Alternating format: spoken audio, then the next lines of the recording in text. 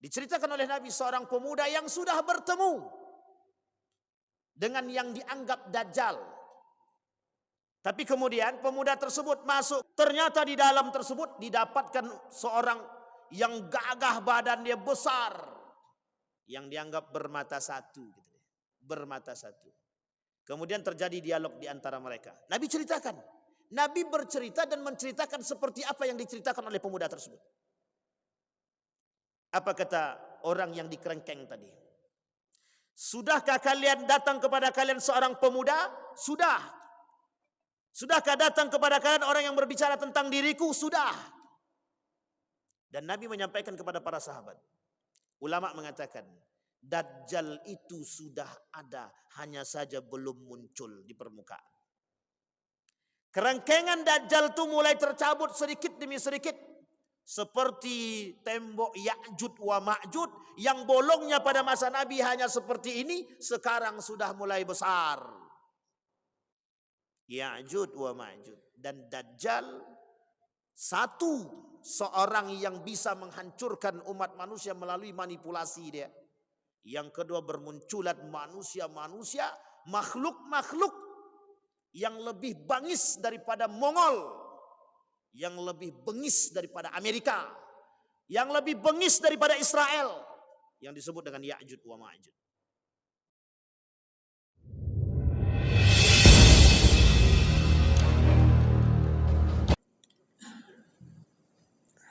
Assalamualaikum warahmatullahi wabarakatuh.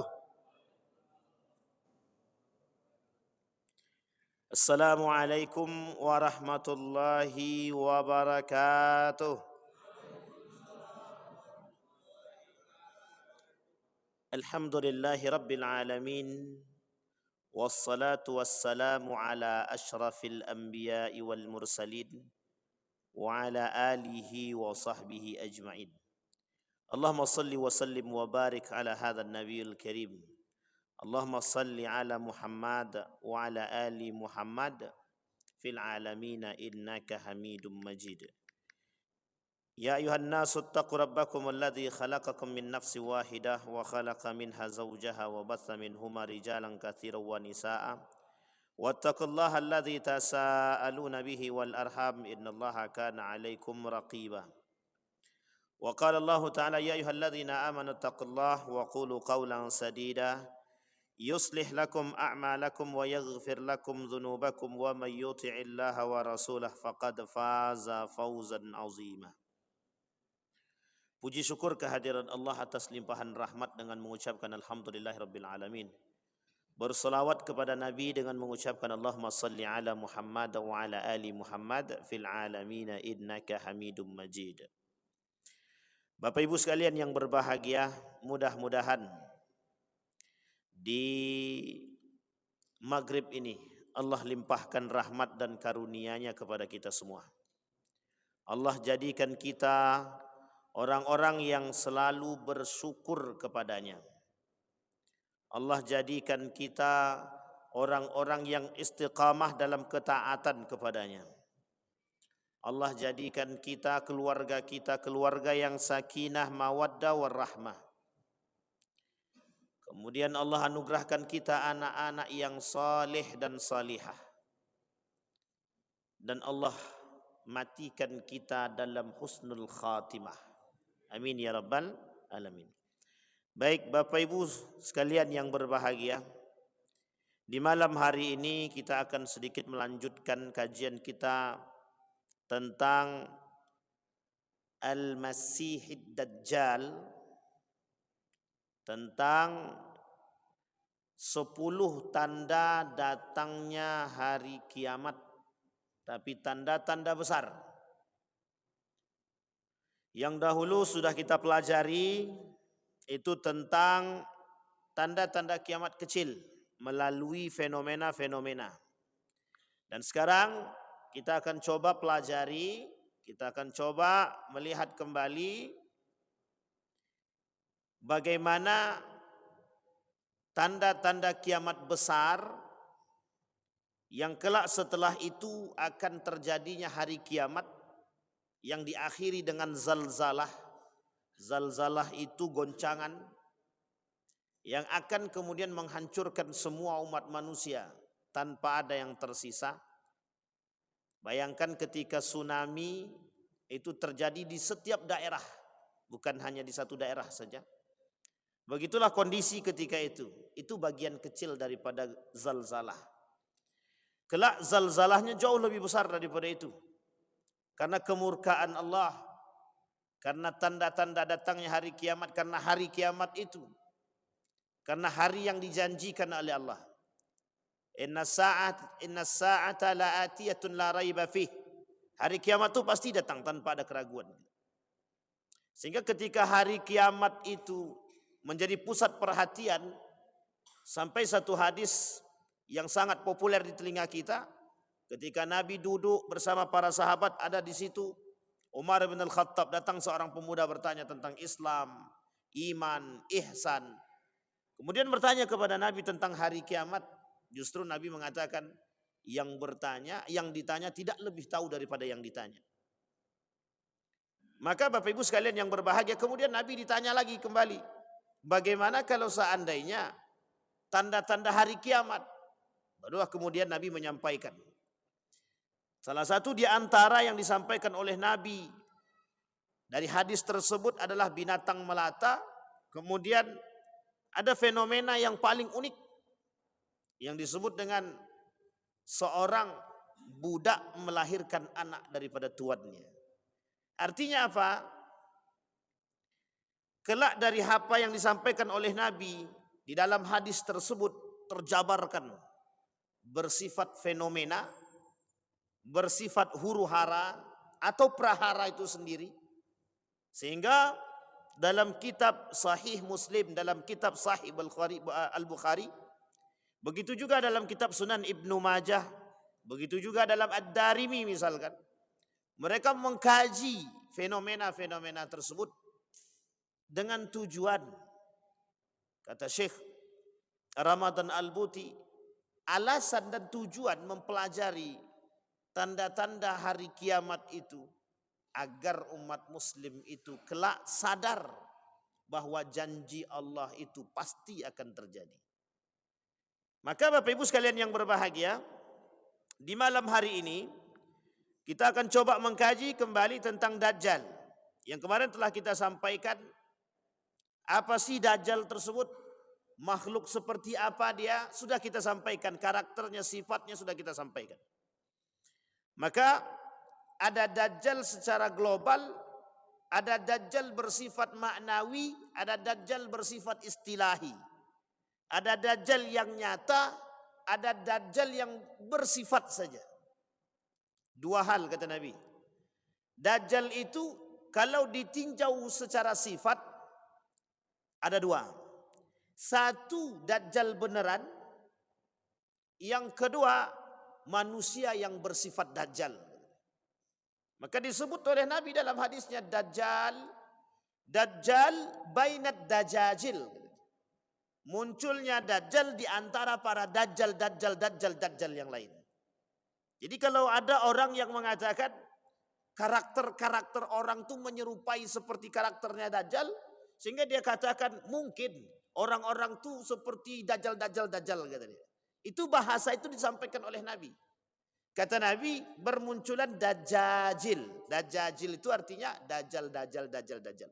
Meskipun bukan Dajjal akbar, bukan Dajjal beneran, tapi ditinjau dari segi sifat.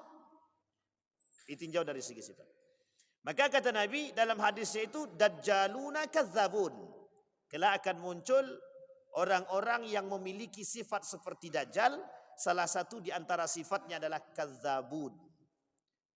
Hadis ini diperkuat oleh hadis Nabi yang lain. Beberapa hari yang lalu, seorang ulama dari Yaman menyampaikan motivasi kepada masyarakat yang hadir dalam ceramah ketika itu. Dan beliau membahas tentang satu kalimat, satu hadis. Yang hadis itu sangat unik. Apa kata beliau? Kelak di akhir zaman akan bermunculan orang-orang yang jumlahnya 30 kadzaban. Bahkan ada yang mengatakan dalam riwayat yang lain sab'ina kadzaban. Kata beliau, bermunculan kelak di akhir zaman itu 30 para pendusta. Dalam riwayat yang lain Nabi kata 70 para pendusta. Sehingga beliau katakan yang seperti inilah yang disebut dengan pengikut-pengikut Dajjal. Yang seperti inilah yang disebut dengan dajajil. Artinya apa? Dajjal beneran belum keluar, manusia yang bersifat dajjalnya udah keluar. Kalau kita mengkaitkan, ini tidak ada namanya ilmu cocokologi.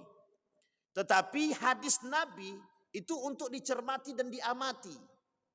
Sehingga para ulama mencoba mentelaah hadis-hadis tersebut. Memang tidak mencocokkan dengan keadaan. Tidak mencocokkan. Hanya saja keadaan itulah yang akan terjadi seperti apa yang dikatakan oleh baginda Nabi Muhammad SAW. Sehingga Bapak Ibu sekalian yang berbahagia, yang lebih parah lagi bukan hanya sekedar sifat, berdusta secara lisan dan hati. Sehingga rusaknya di mana? Rusak pada keimanan, rusak pada akidah.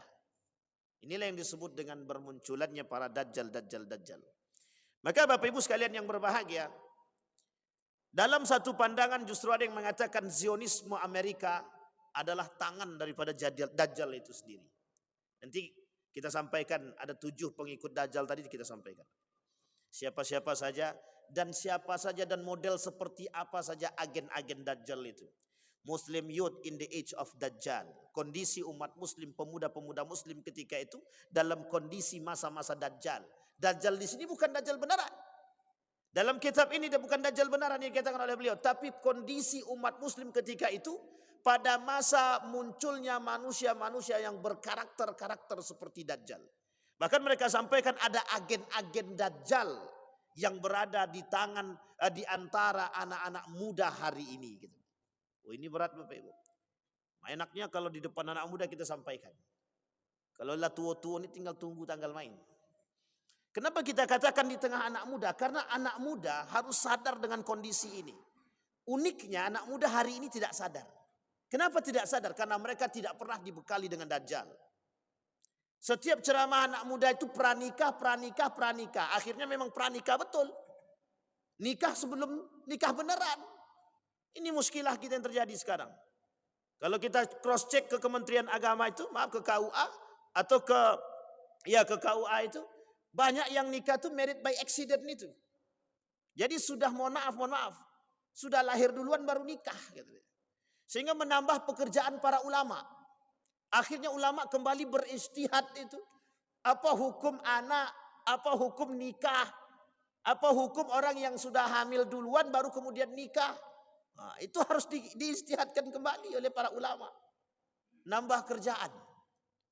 Mereka tak sadar, para anak muda hari ini tidak sadar. Kondisi mereka sedang digerogoti dengan kemunculan Dajjal. Salah satu di antara agen-agen Dajjal yang hari ini bermunculan adalah media. Apa maksudnya media? Beliau katakan dalam kitab ini, dalam buku ini apa kata beliau? The manipulation of digitalization. Bagaimana manipulasi digitalisasi gitu deh. Teknik atau teknologi mampu memanipulasi umat manusia. Kita ambil contoh yang paling sederhana. Bapak Ibu berfoto. Di foto cantiknya bukan main. Karena HP-nya HP tingkat dewa. Ternyata aslinya jerawatnya minta ampun banyaknya. Tapi dalam HP yang cantik tadi tak nampak. Manipulasi itu bukan. Manipulasi itu bukan. Lebih senang ditengok di kamera atau lebih senang ditengok beneran? Oh jelas kamera. Itulah tujuan kami foto tuh Ustaz. Nah. Itu yang disebut dengan manipulasi. Dan ini disebut dengan globalization manipulation. Manipulasi global itu yang seperti itu Pak. Hampir media hari ini, mohon maaf jangan ada tersinggung ya, saya tak sebut nama. Tapi hampir media hari ini digunakan untuk memanipulasi kebenaran. Kita ambil contoh. Tak usah jauh-jauh ke luar negeri, sekarang di sini aja lah. Banyak sekali Pak. Kebenaran-kebenaran yang ditutupi dengan menghadirkan manipulasi-manipulasi media. Saya ambil contoh Bapak Ibu. Kita ambil satu buku judulnya Api Sejarah Ahmad Mansur Surya Negara. Beliau menuliskan dalam buku beliau ada 2 jilid. Salah satunya beliau pernah membahas tentang ketika pesawat menghancurkan gedung Amerika yang kembar. Apa nama itu? Oke, dah hafal semua tuh. Siapa yang dilibatkan di situ? Abu Bakar Ba'asyir dilibatkan dalam kondisi itu ulama Indonesia yang dituduh. Didapatkan di situ dalam KTP, bukan KTP kalau kita tanda pengenal. Bayangkan, ternyata di tahun 2015 itu ditemukan fakta yang dikeluarkan oleh masyarakat Amerika sendiri.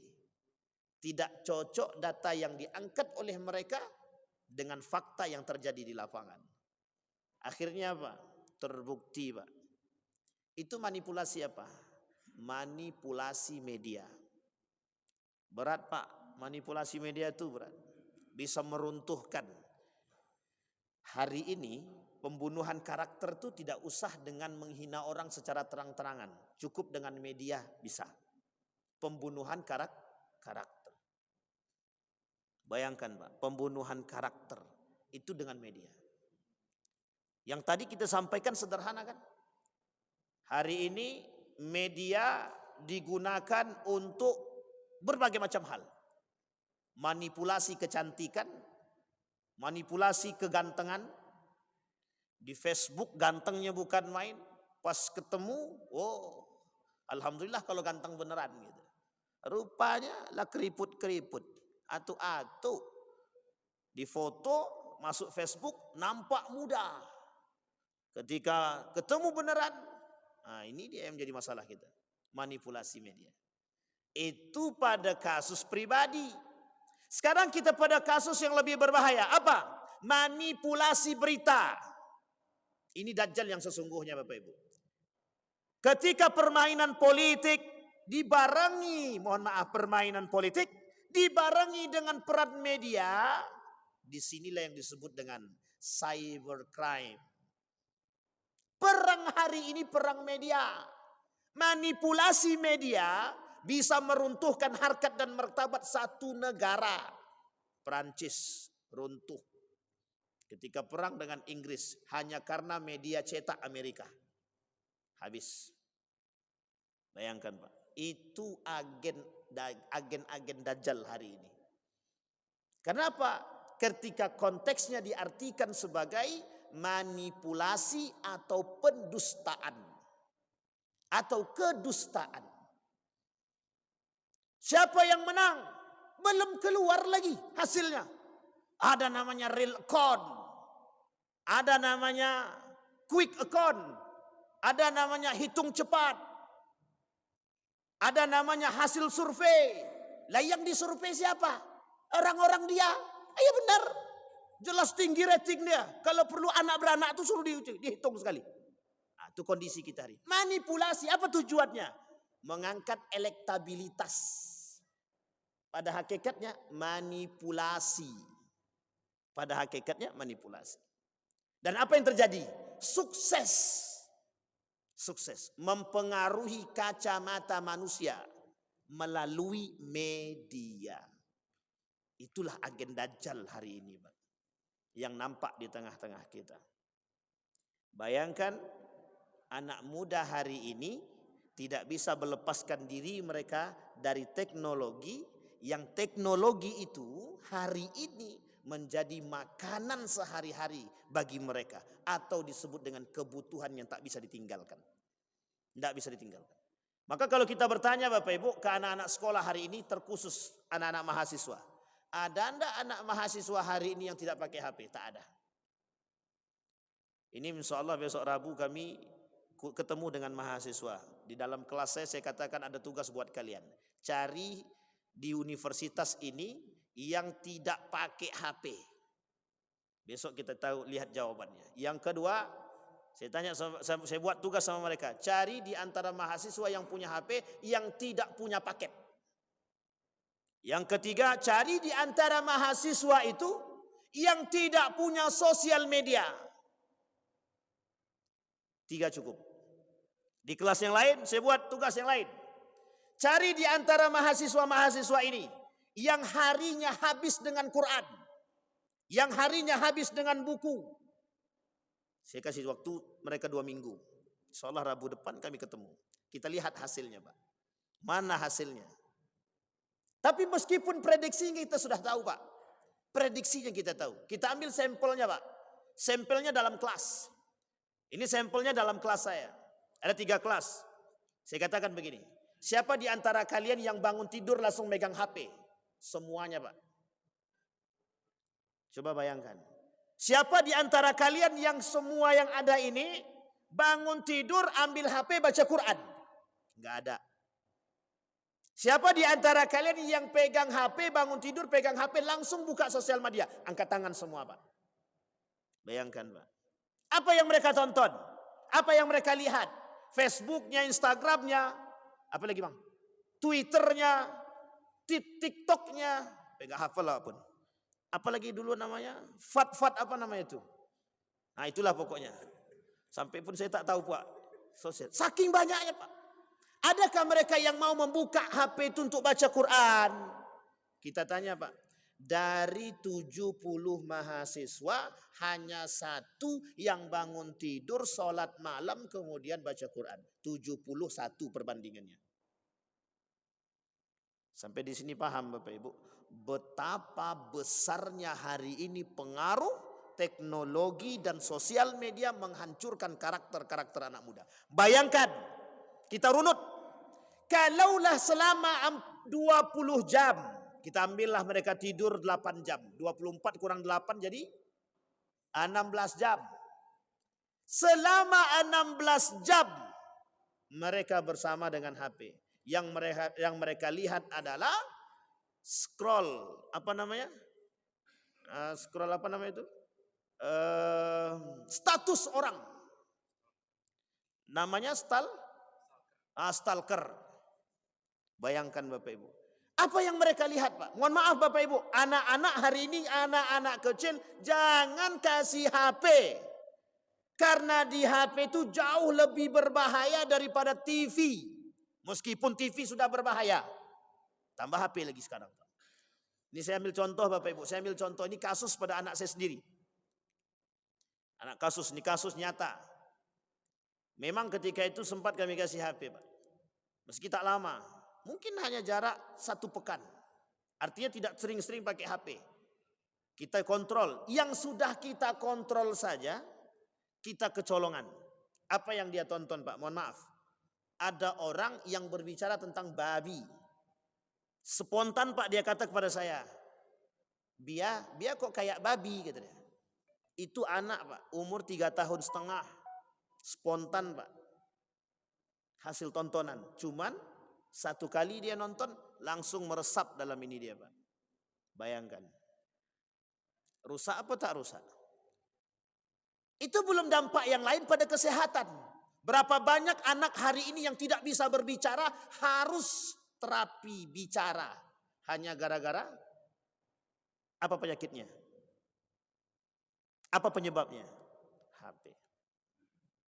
Bayangkan yang dirusak oleh HP, yang dirusak oleh media, yang dirusak oleh teknologi, mulai dari anak baru lahir sampailah sampailah kakek-kakek yang sudah mau mati. Duduk di pojok tuh, ngapo latuk tuh. Tengok tangannya, main HP. Oh, sedang rajin. Oh, kira SMS dengan kawannya. Rupanya main judi online. Astagfirullah, saya bilang. Ini atuk-atuk ini tidak sadar diri nama tuh. Astagfirullah. Baik. Kata Nabi, semua nabi mengingatkan akan kedatangan Dajjal, kata Nabi. Mulai dari Nabi Adam sampai Nabi Muhammad, semuanya memperingatkan tentang kedatangan Dajjal. Padahal bagi mereka Dajjal itu masih jauh sekali. Tapi Nabi ketika berbicara dengan para sahabat, rasa kekhawatiran sahabat terjadi. Takut para sahabat itu. Diambilnya tangannya. Khawatir. Begini kondisi para sahabat ketika itu. Tapi dengan wajah yang khawatir. Kalau kita tidak kan dengar tuh sambil tersenyum. Seolah-olah kita tak sadar kalau Dajjal itu sudah mau datang. Sehingga para sahabat kemudian berkata kepada Nabi, akankah kami bertemu dengan mereka? Kata Nabi, bukan kalian. Tapi Bapak Ibu sekalian yang berbahagia, Dajjal itu ada pada 3 kondisi yang pernah ditemukan oleh para sahabat yang dinukil oleh Nabi dalam hadisnya. Abu Khuza'ah, Ibnu Siyad, Tamim Ad-Dari. Itu perkataan Nabi. Suatu ketika sahabat sedang bercerita, tertawa, senang mendengar cerita Nabi.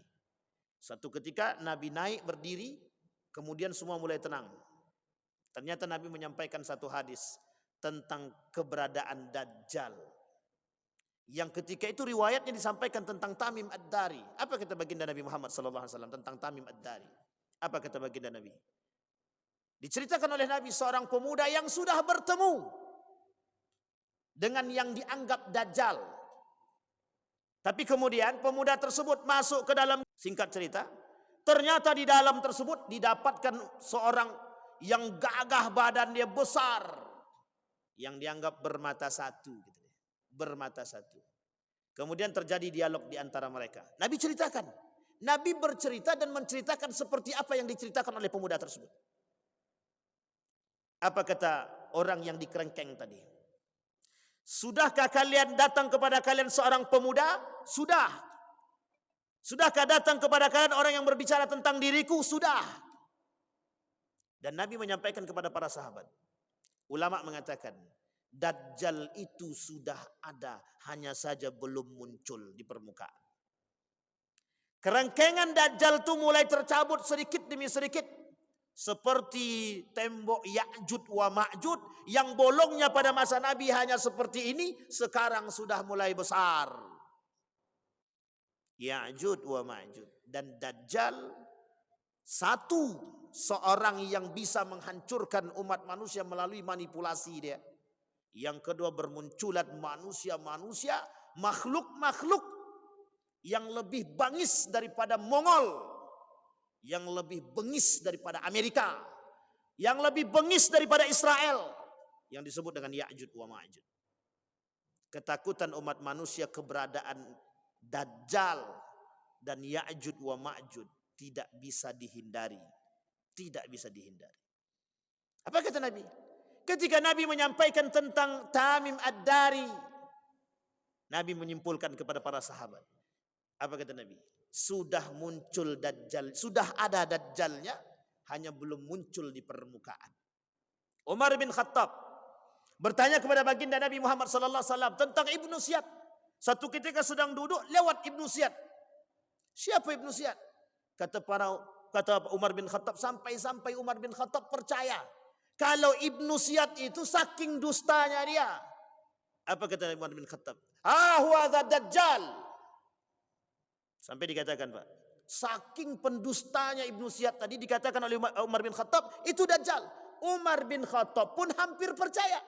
Jangankan Umar bin Khattab, dalam hadisnya Nabi ragu kepada Ibnu Siyad karena sifat dusta yang dimiliki.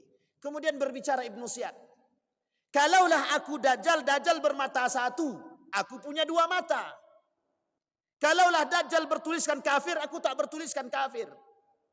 Kalaulah Dajjal dia tidak menikah, aku menikah. Dajjal tak punya anak, aku punya anak. Ini yang kemudian disampaikan, membuat Umar bin Khattab dan Nabi ragu. Abu Khuza'ah yang ketiga. Abu Khuza'ah, saking tingginya tingkat kedustaannya, satu kampung percaya dengan pendustaannya. Maka dikatakan, huwa Dajjal. Hampir satu kampung percaya kalau dia itu dah Dajjal. Tapi dia bukan Dajjal. Pada yang Abu Khuza'ah tidak terbukti bahwa dia Dajjal, tapi bersifat seperti Dajjal. Sama dengan Ibnu Siyad, bukan Dajjal tapi bersifat seperti Dajjal. Apa kata Nabi terkait 2 kasus yang pertama? Apa kata Nabi? Kata Nabi, itulah dia Dajjal bainad dajajil. Dajjal yang bukan Dajjal beneran, tapi sudah muncul Dajjal yang lain. Apakah Dajjal yang seperti itu sudah ada di antara kita? Mesti. Manusia pendusta yang pendustaan mereka melebihi batas, itu Dajjal. Ada manusia yang melakukan propaganda, manipulasi media dan lain sebagainya. mencaci memaki gunanya untuk menghancurkan sesama muslim. Dajjal. Jangan tersinggung. Jangan tersinggung. Karena itu berada di antara umat manusia. Berada di antara umat manusia. Nanti kita lihat Bapak Ibu, siapa 7 pengikut Dajjal tadi. Apakah 7 pengikut Dajjal itu ada karakternya pada orang-orang di sekitar kita atau pada diri kita? Mudah-mudahan tidak. Kemudian Nabi katakan, ada namanya tahun-tahun yang sangat ekstrim. 3 tahun sebelum kedatangan Dajjal. Masa 3 tahun itu disebut dengan tahun-tahun paceklik yang ekstrimnya melebihi ekstrim pada masa Nabi Yusuf. Lebih berbahaya. Sehingga ketika Dajjal datang masih pada kondisi paceklik, apa kata Dajjal? Ditunjuknya pohon jagung yang mati hidup. Ditunjuknya semangka yang tak hidup. Ditunjuknya langit yang tak turun hujan, langsung turun hujan. Ditunjuknya orang mati, langsung hidup. Ditunjuknya orang sakit, langsung sehat. Dia membawa di tangan kiri dan di tangan kanan dan kiri dia. Apa yang disebut dengan tangan kanan dan tangan kiri? Manipulasi yang dia bawa. Tangan kanannya halal, tangan kiri dia haram. Tapi sesungguhnya itu sebaliknya. Maka karakter ini perlu kita pahami.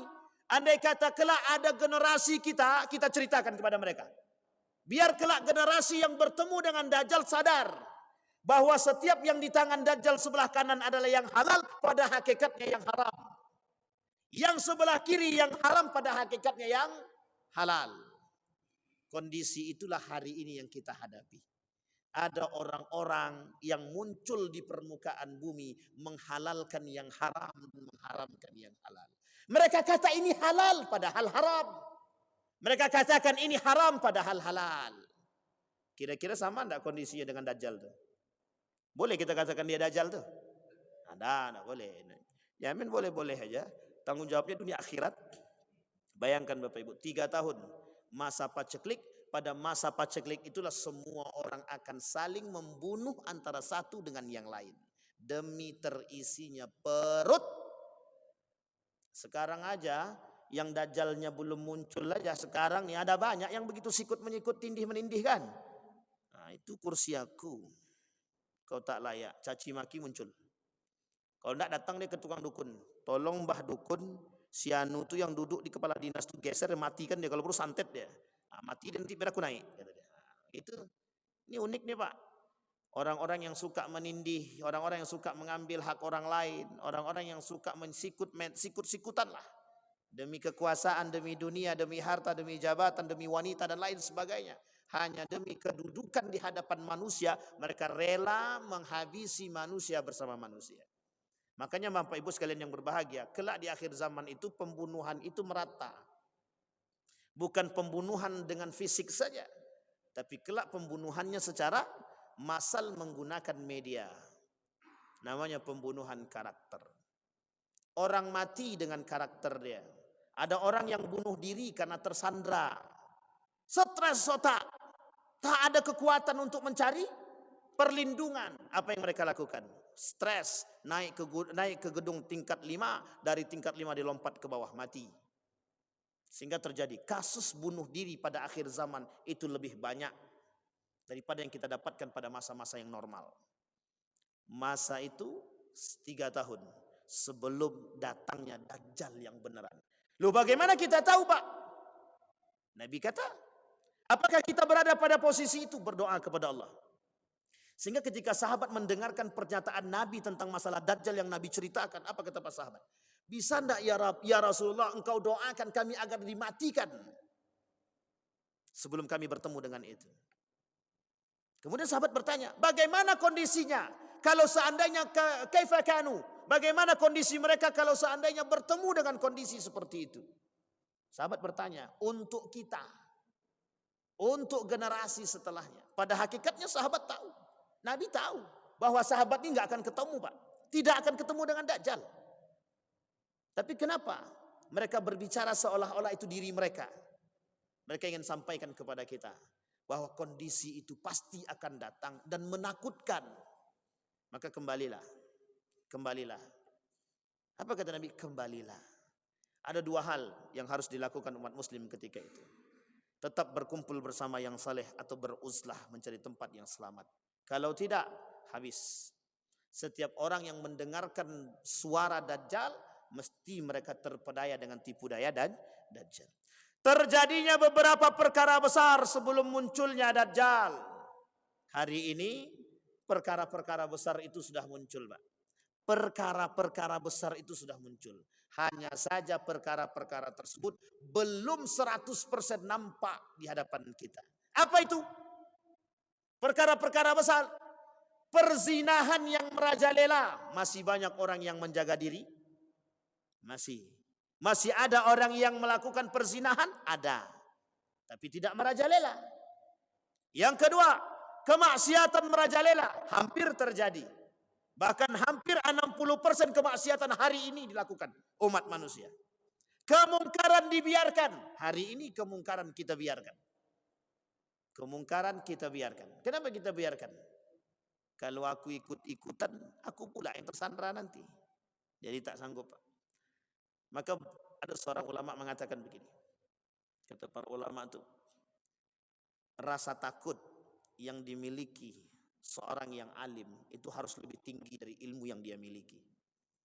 Apa kata beliau? Laisal ilma bi kasratir riwayah, walakin al ilma bi kasratil khasyah. Hari ini kenapa kemungkaran merajalela? Karena orang-orang yang mengerti lebih banyak mencari aman dan diam. Apakah karena mereka takut? Bukan. Bukan. Untuk mengamankan diri mereka. Untuk mengamankan diri mereka. Pada hakikatnya kalau mereka takut kepada Allah, mereka akan katakan yang benar-benar, yang salah-salah. Bukan jadi abu-abu. Mohon maaf Bapak Ibu, hari ini umat menjadi ragu. Kenapa ragu? Karena setiap di antara mereka sudah saling tembak, sudah saling hujan, sudah saling diam, sudah saling mencari titik aman untuk diri mereka masing-masing. Tidak ada yang mau. Di hadapan mereka kemungkaran mereka diam. Di hadapan mereka kemungkaran mereka tidak berbuat. Karena apa? Ada banyak kepentingan. Ada banyak alasan yang tidak bisa kita sebutkan. Artinya apa? Khasyah terhadap diri, bukan khasyah kepada Allah. Maka kata ulama tersebut, laisal ilma bi kasratir riwayah, walakinnal ilma bi kasratil khasyah. Orang alim tu yang harus dikemukakan rasa takut kepada Allah. Sehingga ketika kemungkaran dia nampak di hadapan dia kemungkaran, dia berani, dia takut kepada Allah. Kelak dipertanggungjawabkan apa yang dia lihat. Takut dia harusnya. Dia tidak suap terang-terangan. Tutup mata deh. Suap terang-terangan. Seorang alim tahu kalau itu pelaku suap, pelaku koruptor, dia tak katakan itu haram, dia tak katakan itu salah, dia justru malah tutup mata atau mencari selamat untuk diri dia. Maka yang seperti inilah yang dikatakan orang-orang alim yang berdiri pada pondasi-pondasi yang roboh dan runtuh dan lemah. Hati-hati Pak. Maka kelak di akhir zaman itu bercampurnya semua itu membuat umat manusia bingung. Siapa yang harus kami ikuti? Itu sudah pernyataan Nabi Pak. Maka kata Nabi, kalau pengen selamat, berbicara dengan iman, melakukan sesuatu dengan iman dan hati yang bisa dilihat. Karena kalau dengan akal tertutup Pak. Banyak orang berakal tapi tak berakhlak. Banyak orang berakal tapi tak beriman. Tapi kalau dia beriman, dia gunakan hati dan akhlaknya, insya Allah. Insya Allah. Makanya Bapak Ibu, kenapa Syekh Hasim Al-As'ari menekankan ta'addab qabla an tata'allam. Beradablah sebelum engkau belajar dan berilmu. Sekarang ini tak, belajarlah, ntar akhlaknya belakangan. Mau punya akhlak nggak punya akhlak urusan belakang, yang penting lu punya ilmu.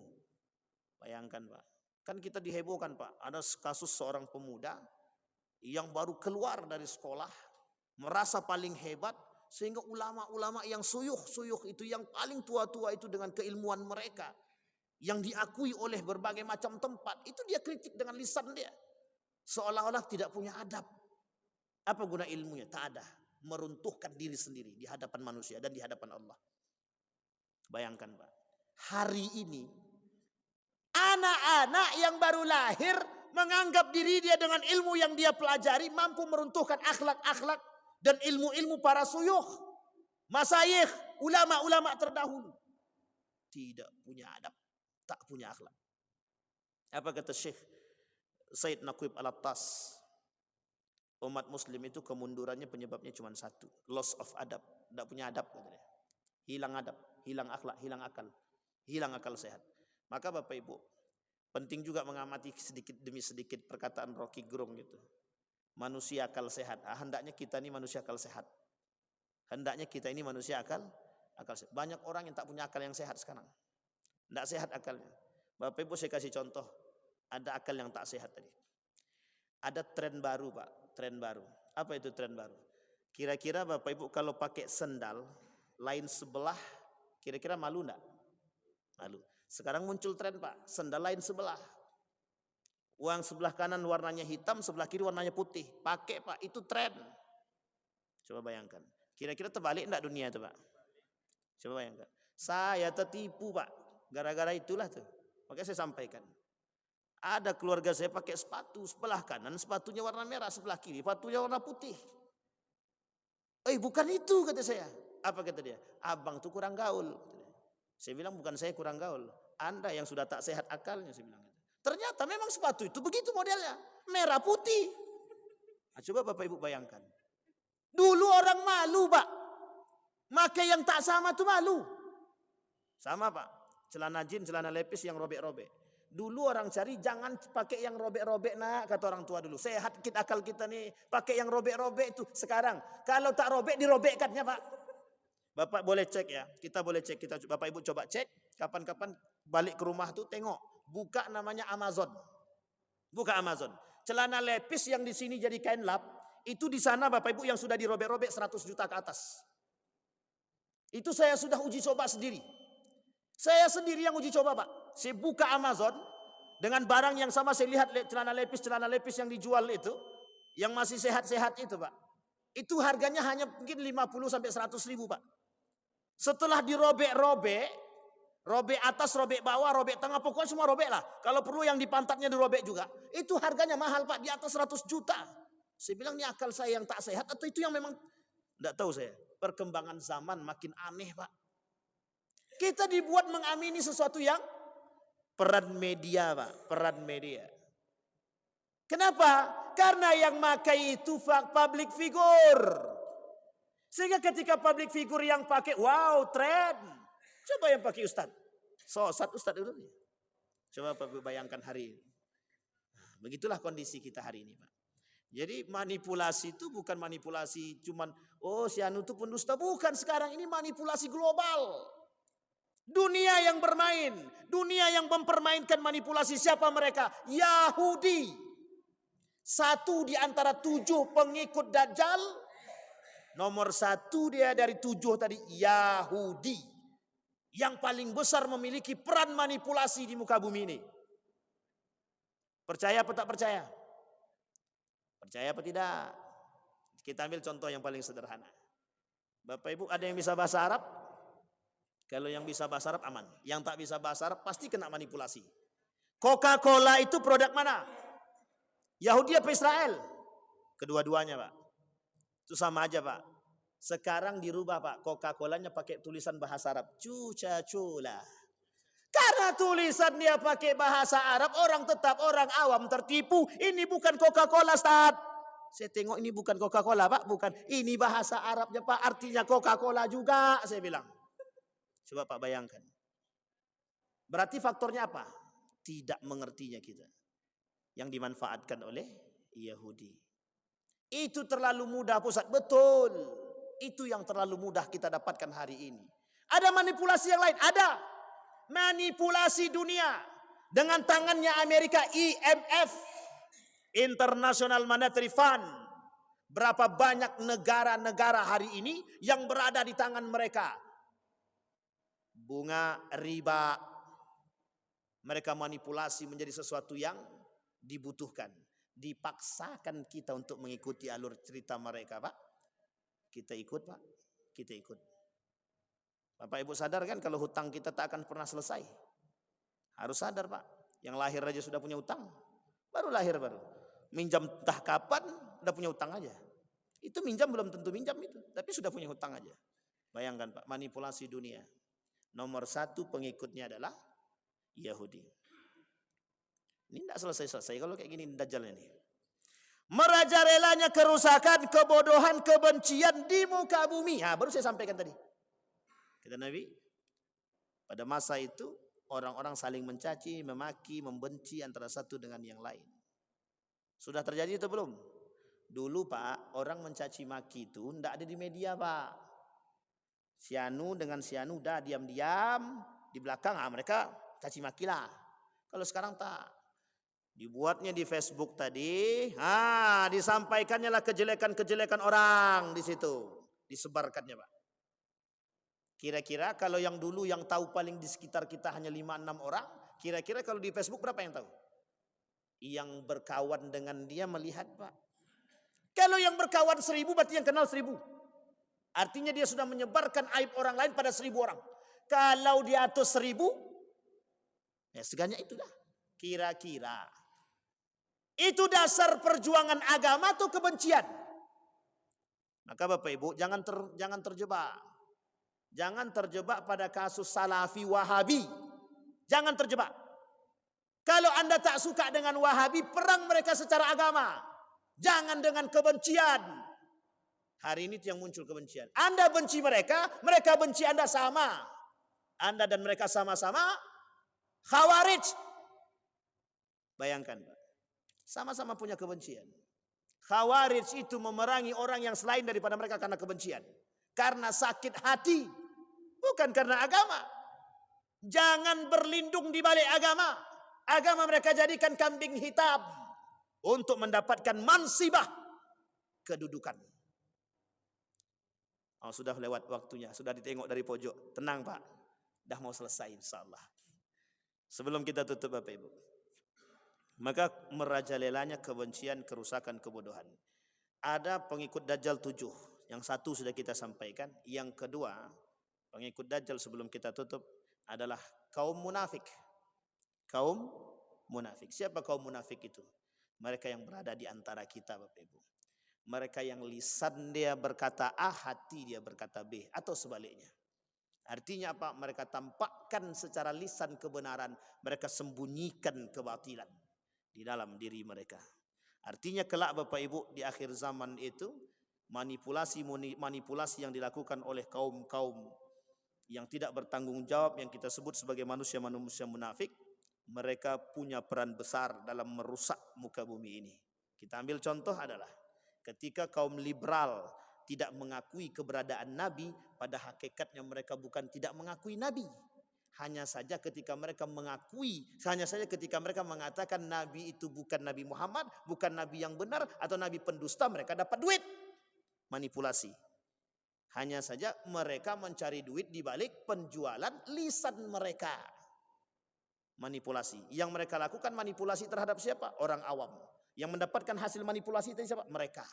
Mereka jual agama demi kepentingan dunia. Saya kira itu saja Bapak Ibu sekalian yang berbahagia. InsyaAllah nanti kita lanjutkan lokasinya, pengikut Dajjalnya siapa saja, apakah Khawarij itu masuk dan lain sebagainya. Masih panjang ternyata Bapak Ibu. InsyaAllah mudah-mudahan kita bisa selesaikan fitnah-fitnah Dajjal ini. Mudah-mudahan bisa menjadi pandangan bagi kita agar kita bisa menjaga keluarga-keluarga kita. Amin ya Rabbal. Fa'tabiru ya ulil absar la'allakum tuflihun. Assalamualaikum warahmatullahi wabarakatuh.